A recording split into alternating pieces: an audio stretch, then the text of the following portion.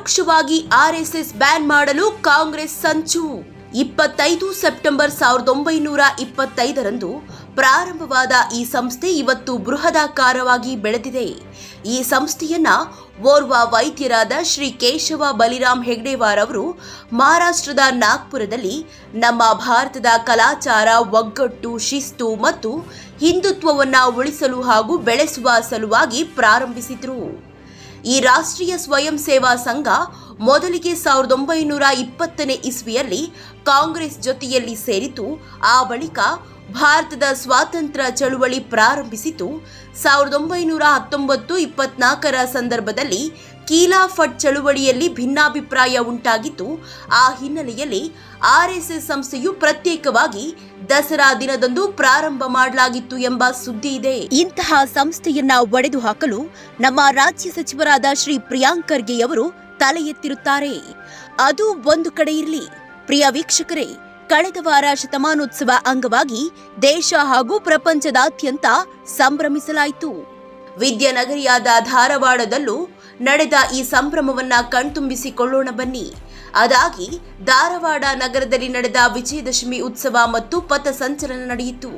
4680 ತರುಣರು ಮತ್ತು 400 ಬಾಲಕರು, ಒಟ್ಟು 5080 ಈ ಪಥಸಂಚಲನದಲ್ಲಿ ಪಾಲ್ಗೊಂಡಿದ್ರು. ಸಂಚಲನದ 3 ಮಾರ್ಗಗಳಲ್ಲಿ ಸಾಗಿ ನಗರದ ಅತ್ಯಂತ ದೊಡ್ಡ ವೃತ್ತದಲ್ಲಿ ಸಡಗರ ಸಂಗಮವಾಯಿತು. ಸಂಚಲನದ ನಂತರ ಬೈಟೆಕ್ ನಡೆಯಿತು. ಈ ಸಭೆಯಲ್ಲಿ ಡಾಕ್ಟರ್ ರವಿ ಹೊಸ್ಮನಿ ಪ್ರಾಧ್ಯಾಪಕರು, ಕ್ರೂವಿವಿ ಮುಖ್ಯ ಅತಿಥಿಗಳಾಗಿ ಆಗಮಿಸಿದ್ರು.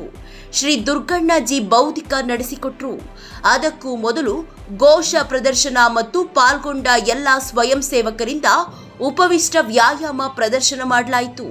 ಹಿಂದೂ ಸಮಾಜದ 70 ಜನ ಪ್ರಮುಖರಿಗೂ ವೇದಿಕೆಗೆ ಆಮಂತ್ರಿಸಲಾಗಿತ್ತು. ಈ ಸಮಾರಂಭದಲ್ಲಿ ಅಪಾರ ಪ್ರಮಾಣದ ಸಾರ್ವಜನಿಕರು ಪಾಲ್ಗೊಂಡಿದ್ದು ಹರ್ಷವೆನಿಸಿತು. ಕಾರ್ಯಕ್ರಮದಲ್ಲಿ ಶ್ರೀ ಕಿರಣ, ಶ್ರೀ ಶ್ರೀಧರ, ಶ್ರೀ ದಯಾನಂದ, ಶ್ರೀ ಶ್ರೀನಿವಾಸ ನಾಡಗೇರೆರವರೆಲ್ಲರೂ ಉಪಸ್ಥಿತರಿದ್ದರು. ಹಾಗೆಯೇ ಧಾರವಾಡ ಜಿಲ್ಲೆಯ ಬಿಜೆಪಿ ಯುವ ನಾಯಕ ಮತ್ತು ಸಂಘಟನೆಯ ಪ್ರಧಾನ ಕಾರ್ಯದರ್ಶಿ ಶ್ರೀ ಸಂಕಲ್ಪ ಕಲ್ಯಾಣ ಶೆಟ್ಟಿ ಪಾಲ್ಗೊಂಡು ಆ ಭಾಗದ ಎಲ್ಲ ಯುವ ಪೀಳಿಗೆಗೆ ಸ್ಫೂರ್ತಿಯಾಗಿದ್ದಾರೆಂದು ತಿಳಿದು ಬಂದಿದೆ. ಧಾರವಾಡ ಜಿಲ್ಲೆಯ ಶಾಸಕರು, ಲೋಕಸಭಾ ಸದಸ್ಯರುಗಳು ಶುಭ ಕೋರಿರುತ್ತಾರೆ. ಇಂತಹ ಕಾರ್ಯಕ್ರಮಗಳು ಆರ್ಎಸ್ಎಸ್ ವತಿಯಿಂದ ರಾಜ್ಯದ ಎಲ್ಲ ಜಿಲ್ಲೆಗಳಲ್ಲೂ ನಡೆಸಲಾಯಿತು. ಅಷ್ಟೇ ಅಲ್ಲ, ಮಧ್ಯಪ್ರದೇಶ, ಹರಿಯಾಣ, ಉತ್ತರ ಪ್ರದೇಶ ಸೇರಿದಂತೆ ದೇಶದೆಲ್ಲೆಡೆ ಆರ್ಎಸ್ಎಸ್ನ ಶತಕದ ಸಂಭ್ರಮದ ನಿಮಿತ್ತ ದೊಡ್ಡ ಪ್ರಮಾಣದಲ್ಲಿ ಪಥ ಸಂಚಲನ ನಡೆದಿದೆ.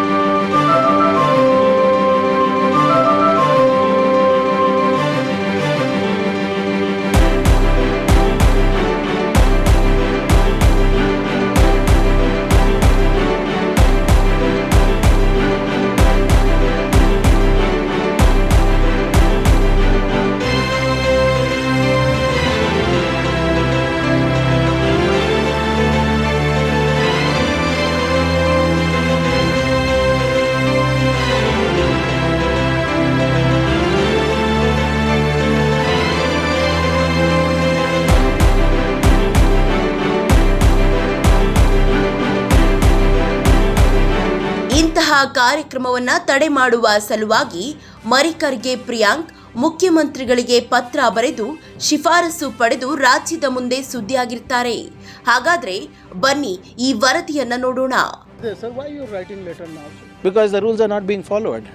So over a period of time, it is like we expected people to be following the rules. I think that's a lax on the administration side, and I think we need to correct that, and hence that letter. Did you notice anybody join? Yes, of course. Like I said, in my own department, there are a lot of people who have attended the centenary celebrations of RSS in the Ganavesha, brandishing lathis. They are state government employees, permanent employees, and they can't do that. And I've already issued them show cause notices. They will be suspended in a day or two. Sir, if I'm not wrong, Jagdish Shettar, when he was the chief minister, there Absolutely. was no clearly mentioned. This is the letter, 2013, where Mr. Jagdish Shettar, when he was the CM, says that besides the educational activities and activities that are in the syllabus should be practiced within the government schools and colleges, and no other activities shall be given permission. So what does that make BJP? Anti-RSS? I am also asking the same thing.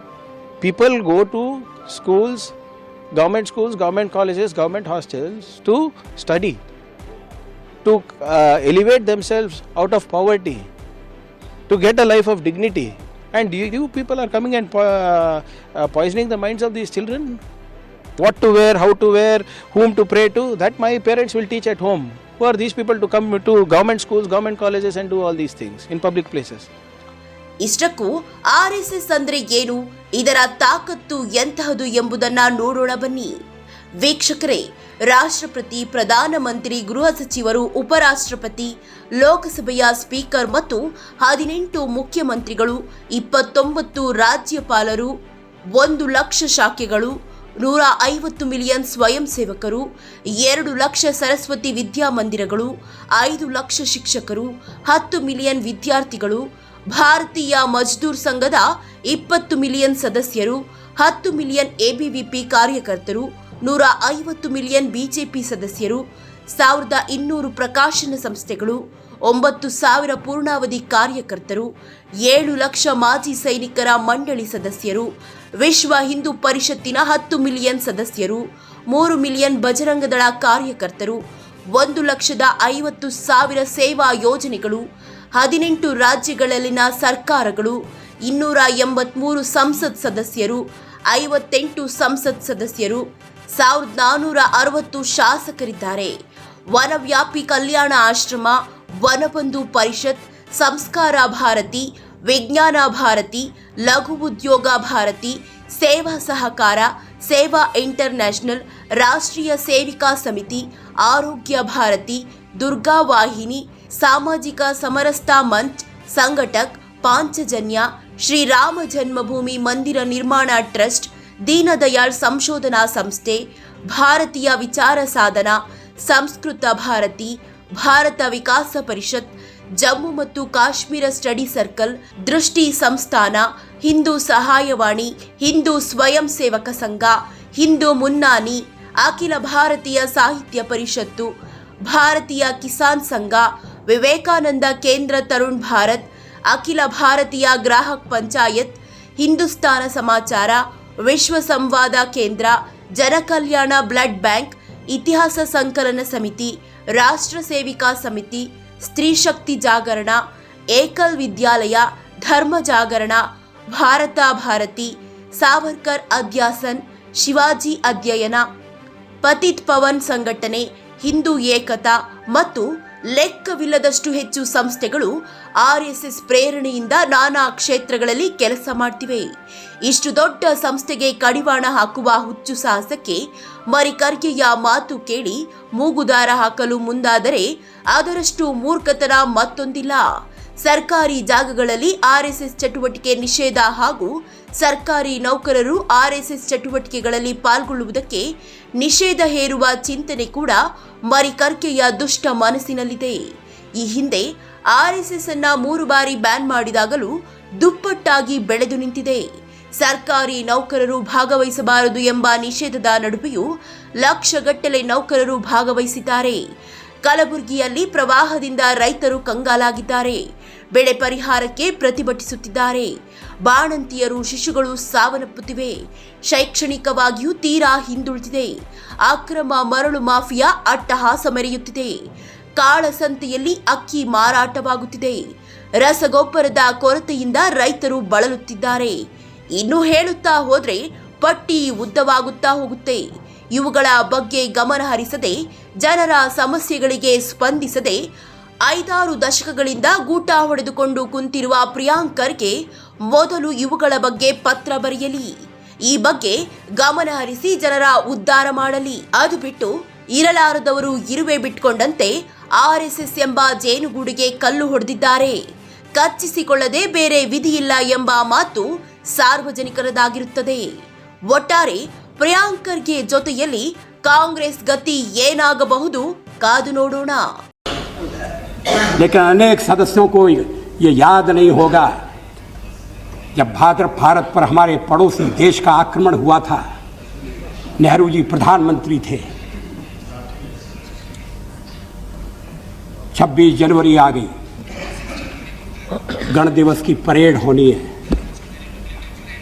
अधिकांश सेना का भाग सीमा पर तैनात था। सुरक्षा के कारण उसको वापस नहीं लाया जा सकता था, लेकिन परेड तो होना चाहिए। जो थोड़ी बहुत सेना उपलब्ध थी, जो पुलिस उपलब्ध थी, उससे परेड की गुंजाइश की गई। फिर पंडित जी को किसी ने सुझाव दिया कि इसके साथ जनता का मार्च भी होना चाहिए। आज जब देश की सीमा संकटापन्न है तो देश की एकजुटता प्रकट होनी चाहिए, और उसमें RSS को भाग लेने के लिए बुलाया गया। मुझे याद है इसका विरोध हुआ था कांग्रेस पार्टी की मीटिंग में। नेहरू जी ने कहा RSS से में हमारे मतभेद हो सकते हैं, लेकिन आज जब ये संकट की घड़ी में है तो ये मतभेद हमें भूल जाना चाहिए और सबको मिलकर खड़े होना चाहिए।